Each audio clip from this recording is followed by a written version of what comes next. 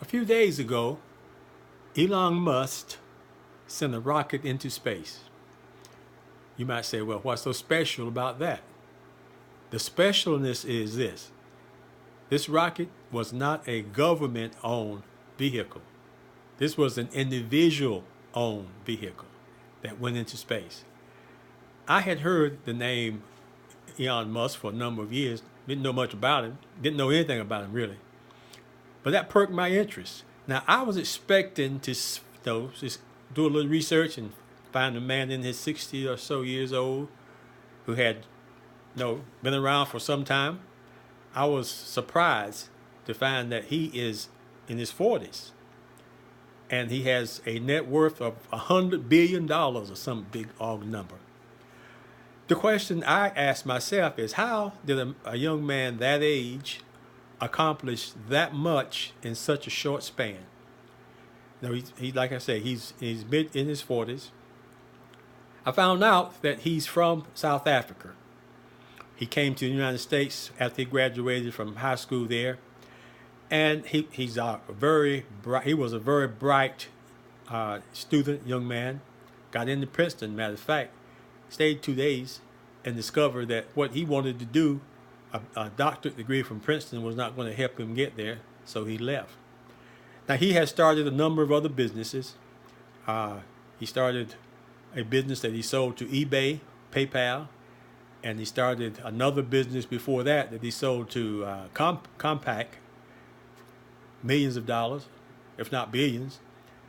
So how did this young man get to accomplish all of that in such a short time? Well, I'm sure that it stems from his family. He had a real supportive environment growing up. His father was a computer engineer, gave him a computer when he was 10 years old, or actually, he bought a computer when he was 10 years old, taught himself how to program it. Within 2 years, he had created a game that he was selling commercially. So that shows you that he was on the ball right there. So he came to America and looked around, and that's when he developed these companies that he ended up selling. But he wasn't finished. He wanted to do one other thing that he had not yet done. I didn't mention that he created a car company, a battery-powered car company called Tesla. But he still wanted to do one other thing.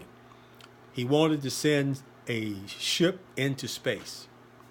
That takes a lot of money, takes a lot of nerve, takes a lot of gumption.